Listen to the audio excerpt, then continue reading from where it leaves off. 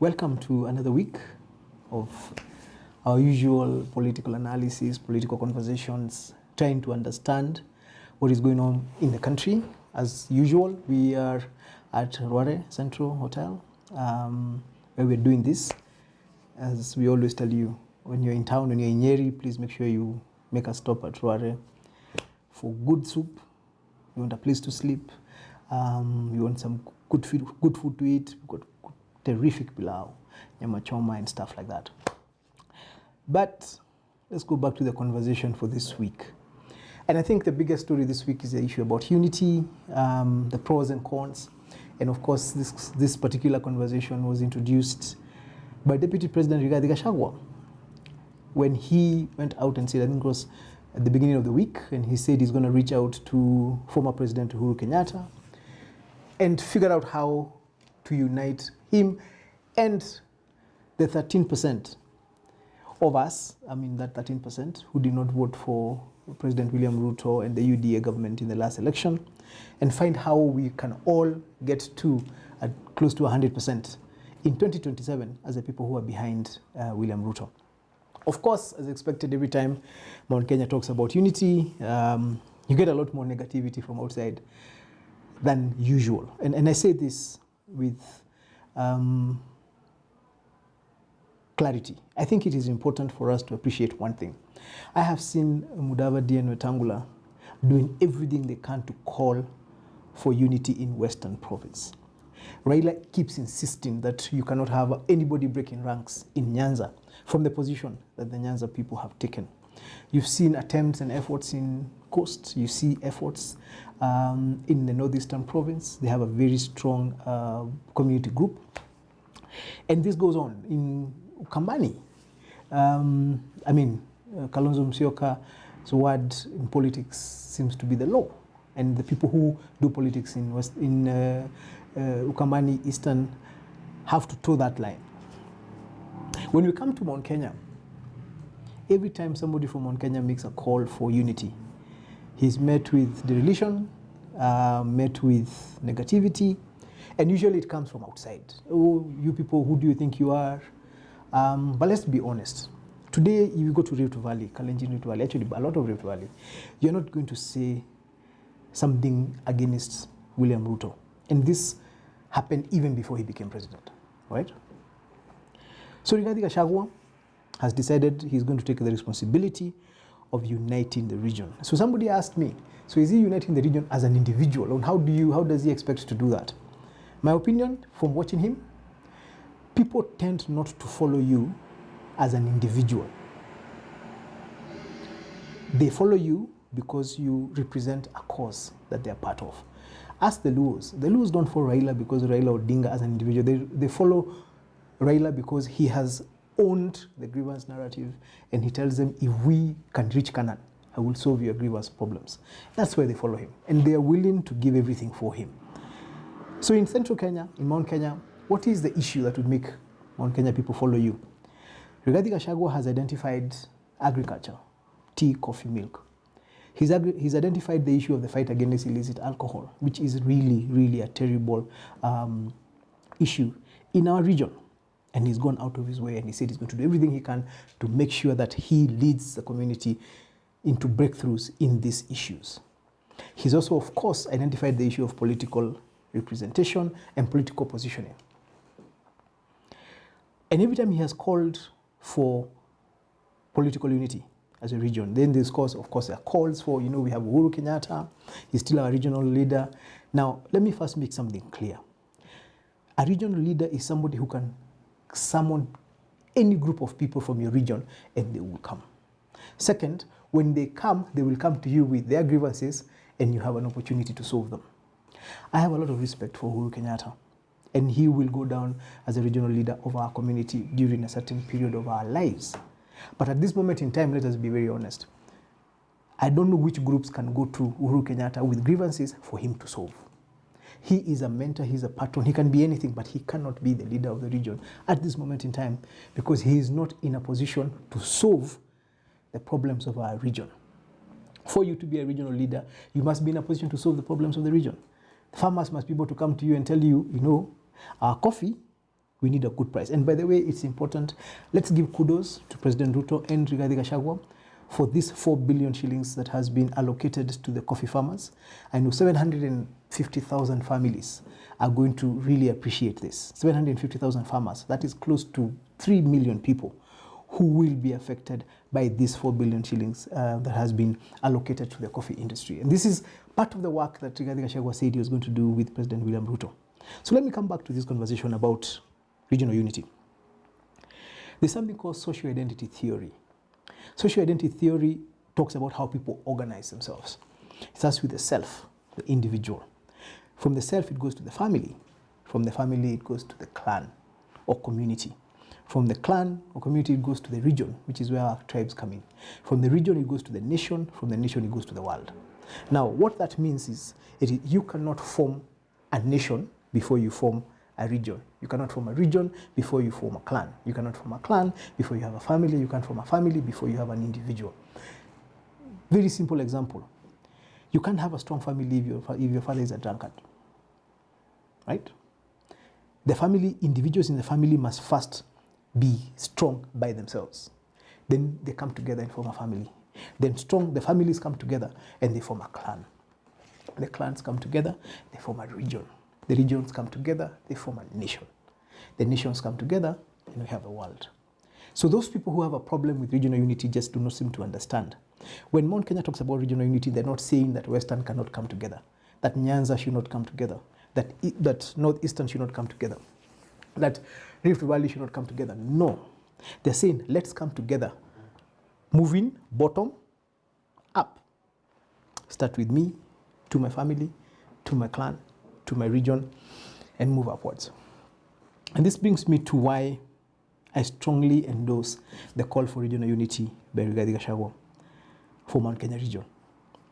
Today, we live in a country where political mobilization is done through ethnic identities. Sad, I wish it was different. Unfortunately, it is what it is. I have said this before. The reason Musalia Mudavadi is a prime cabinet secretary in the Kenya Kwanza government is because there is an expectation that he's going to talk to the Luhya community to come behind President William Ruto as we head to 2027. And those will be new votes because they didn't vote for him in 2022. Same thing with Alfred Mutua. When you look at how government has been organized, there are people who have been positioned in government. One, yes, they deserve to be in that position as their as individuals, but also because they're expected to then use that position to go and talk to their communities about why it is a good thing to be behind William Ruto. Rigathi Gachagua is one person in that kind of position. He is the Deputy President of the Republic of Kenya, primarily because of the votes that were mobilized across the country, but also by the Mount Kenya region. The Mount Kenya region gave 3 million votes to the Kenya Kwanza government. Now, those votes by themselves were not enough to make Ruto president, but it's a tidy sum of the votes that made William Ruto president. When I think about what I know about William Ruto, I have said this, and I used to say this even before, even when we were on different sides of politics. William Ruto is a brilliant political strategist and tactician.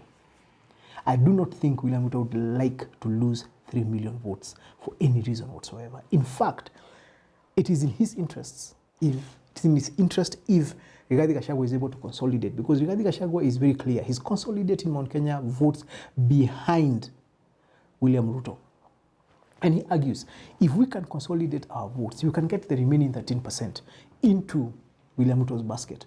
It means that in all things remaining constant, in the next government of 2027, it could be 50% of the vote that the president got. And by default, when a president gets 50% of his vote from a particular region, he has to look at that region with favor, like it or not. Human beings are just like that. This is justice. So as Mount Kenya, specifically, I am one of those people who did not belong to the vote basket that was Rigathi Gachagua's vote basket behind William Ruto. And I have purposed, for purposes of where we need to go as a region, start with the self, we go to the family, we go to the clan, we now go to the region. And it is in our best interest to put our votes together, put them behind William Ruto, and allow us to negotiate with him now and in the next government, because all indications are it's going to be very difficult to beat William Ruto in 2027 unless he makes a massive mistake, and he's not known to do that. So we are looking towards 2027, working towards 2027, and what we are thinking about as a region, what we should be thinking about is what is our stake going to be in the next government, even as we work to make this government deliver to us. We expect them to deliver to us in terms of infrastructure in our region, and the truth of the matter is that they're doing. I came down to Nyeri using the canal from Nairobi, Thika Road, all the way to Nyeri.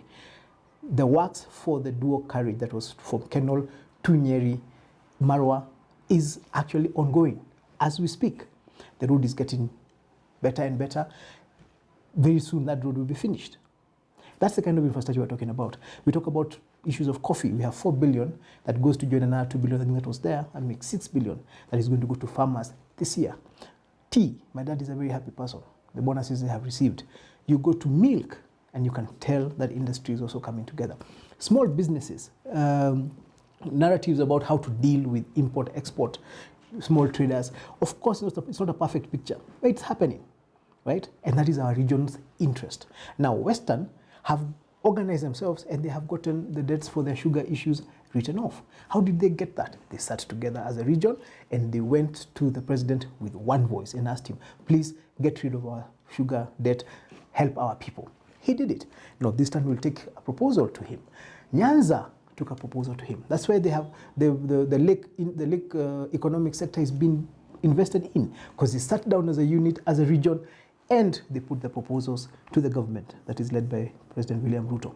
So the call for regional unity is actually a call in the right direction, because that's how we're going to build our country. We make sure the pieces that make the nation are successful. The same way you first have to be successful as an individual, then make sure your family is successful, so that your clan can be successful, so that your region can be successful, so that your nation can be successful. My final word on this one. There seem to be people who felt like there was a conflict in terms of direction by President Ruto and Deputy President Rigathi Gachagua in terms of who can work with who and how government is supposed to work with people. This is my understanding of it. The president has the responsibility of to keep bringing in new people, new stakeholders into the government. Let's be very honest. We had a near 50-50 split in the last election. Knowing President William Ruto, he's going to do everything he can to make sure that 2027 success for him is more clearer, right? What does that mean? He's going to have to bite into the people who didn't vote for him, wherever they are. Now in Mount Kenya region, only 13% of the people didn't vote for him. It's a small chunk.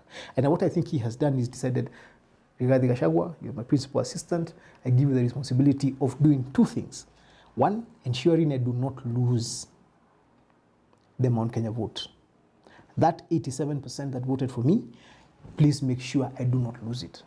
So Rigathi has a responsibility of taking care of that vote, that 3 million vote. Secondly, go and get for me the 13%.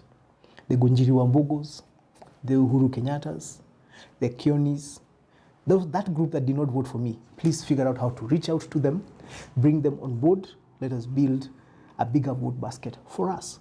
Meanwhile, I am going to Nyanza. I am going to Western. I'm going to try and bring even those people who didn't vote for us in 2027 into the basket. So, as far as I'm concerned, when somebody says they're doing the same thing, Rigathi is ensuring they don't lose the vote that they already have. William Ruto is out there looking for additional votes. You don't want to bring new votes and find that the old vote has gone. That is a mistake that we made under the Jubilee administration in the last term, where Uhuru Kenyatta went out of his way to bring in Raila and the vote that hadn't voted for him. And in the process, due to deliberate and indeliberate actions, ended up losing the Mount Kenya vote and the Rift Valley vote that had stood with him when he was running for president. So it was a lose-lose, zero-sum game. You're bringing in new people and losing the old people. I think President Ruto and Rigathi Gachagua have ensured that they don't do a zero-sum game. Rigathi Gachagua, take care of the votes we have. Take care of the votes we got in Rift Valley. Take care of the votes we got in Central. And any other place where we got votes. That is already an easy thing because these people already know us. So your work is to just keep ensuring they're motivated and they're loyal and they're committed to the Kenya Kwanza administration. William Ruto, as a president, his responsibility is to go to the areas that did not vote for him, they did not vote for Kenya Kwanza, talk to them and try and bring them on board and see whether he can chip up and add on to the vote that he already has. That's what I see them doing. And stand to be corrected, but these are pretty smart people politically. I mean, they bet an incumbent government with the leader of the official opposition for 10 years on the same side. And they were really literally running for the first time. And they bet us. So they must know something. And I think when I look at what they're doing, that is what I would talk about. So keep old friends, even as you make new ones. That seems to be the theme that Kenya Kwanza is pushing. And I think it's a brilliant theme when you're doing politics in a country like ours. God bless you. God bless Kenya.